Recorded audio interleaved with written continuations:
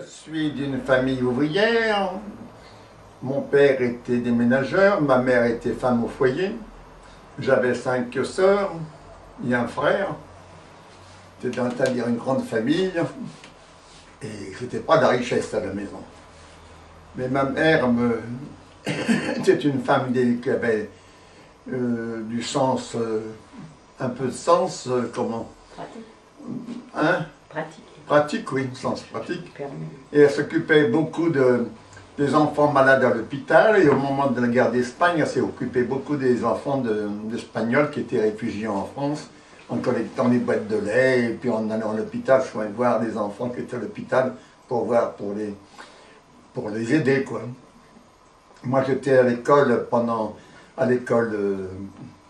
Fontainebleau, rue Saint-Méry, Oui. l'école primaire, où j'ai eu mon certificat à 13 ans. C'est là que j'ai connu un camarade, René Dauzière, qui a fait l'école pendant plusieurs années avec moi. Et ensuite, quand nous avons participé au match de football, on a joué ensemble pendant plusieurs années. C'est ainsi qu'on avait une solide amitié entre nous, ce qui a permis que lorsque la résistance est organisée en France, ce camarade dont le père était communiste et cachait chez lui des résistants qui étaient recherchés, est venu me trouver un jour pour me demander si je voulais rentrer dans la résistance.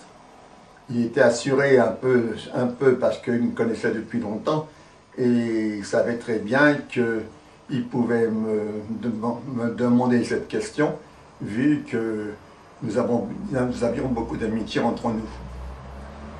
Et il m'a demandé, je lui ai dit d'accord, et il m'a dit donc je te ferai connaître un camarade de responsable qui viendra te voir et tu verras avec lui de quelle façon on t'incorporera dans la résistance. C'est ainsi qu'au bout de quelques jours, un camarade de Paris est descendu. On avait rendez-vous ensemble. On a discuté pendant plusieurs heures où il m'a décrit tous les avantages et tous les inconvénients surtout de la résistance, c'est-à-dire que si je j'étais arrêté, je pouvais être fusillé comme beaucoup de camarades avant avaient été arrêtés et fusillés.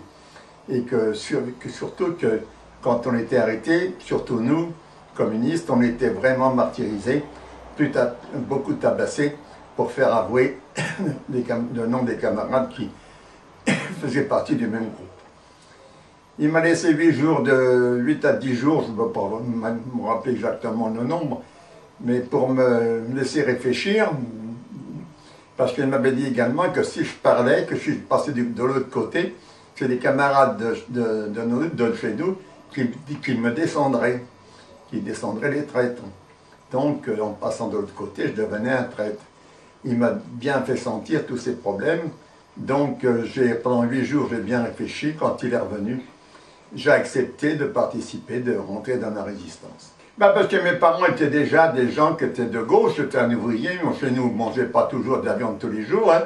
Il y avait la misère, et on discutait beaucoup. Ma mère surtout, elle allait aux réunions électorales, et puis je voyais bien, moi, chez moi, que pas la misère, parce que j'avais des parents qui étaient très très bons, très gentils, merveilleux même, mais souvent, on était obligé d'aller au crédit pour manger à la fin du mois, et souvent dans les commerces, on vous disait, on ne peut pas te donner, tu diras à ta mère qu'elle vienne me payer ce qu'elle me doit. Pour un enfant de mon âge, j'avais à ce moment-là 13, 14, 15, 16 ans, moi c'était un affront pour moi de voir que mon père travaillait comme un homme vraiment courageux, parce qu'il travaillait toute la journée, et puis qu'on n'arrivait pas à finir à la fin du mois. Ma mère pleurait certains jours, parce qu'elle ne pouvait pas nous donner ce qu'on avait besoin pour manger. Donc c'est un sentiment de révolte qui est né en moi, et c'est pour ça que j'ai eu des contacts avec des camarades, surtout quand j'ai commencé à jouer au football au stade de Fontainebleau. J'avais des camarades qui étaient plus âgés que moi, ils travaillaient dans l'imprimerie, et souvent on avait des discussions avec eux, et qui m'ont fait comprendre que c'est par des moyens de lutte qu'on arrivait à améliorer le sort des ouvriers. Et j'ai connu qu'ainsi 36. J'avais 15 ans quand il y a eu le mouvement de 36. Mon père avait, dans sa boîte, à ce moment-là, il était plus en déménageur, il travaillait dans une maison de maçonnerie. Il avait des brillets et je participais avec lui au défilé des ouvriers dans la ville de Fontainebleau pour aller faire débrayer les autres camarades, des autres ouvriers qui travaillaient encore.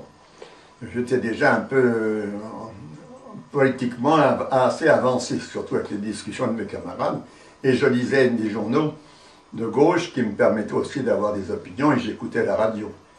On avait une petite radio à la maison qui était une vieille radio, mais enfin ça me permettait de pouvoir entendre certaines discussions. On avait participé à plusieurs choses, nos distributions. J'ai fait deux distributions de tracts à la sortie du cinéma rue de France, l'Ermitage, et distribution de tracts le soir dans les rues, sous les portes, comme on fait maintenant d'ailleurs. Et puis, on a participé aussi au sabotage de camions, en mettant, comme beaucoup de camarades, on n'avait pas de sucre, on mettait du sable dans les réservoirs. On mettait des clous dans les pneus de moto, des trucs, tout ce que les camarades ont tous fait pendant la résistance. Et puis on inscrivait sur les murs, surtout au moment des affiches des étrangers, là, qui avaient fait des grandes affiches contre eux. On mettait « Ils sont morts pour la France », tandis qu'eux mettaient « Ils sont morts ». Ce sont des juifs, des terroristes, des étrangers qui viennent en France abattre le régime de Pétain. Alors nous, on mettait victoire, des grands V, pour représenter De Gaulle, parce qu'à ce moment-là, De Gaulle, pour nous, moi je n'ai jamais entendu l'appel du général De Gaulle, comme beaucoup de gens en France d'ailleurs, mais nous, on mettait surtout vive l'Union soviétique, vive la résistance, vive à bas la guerre, vive la paix, quoi.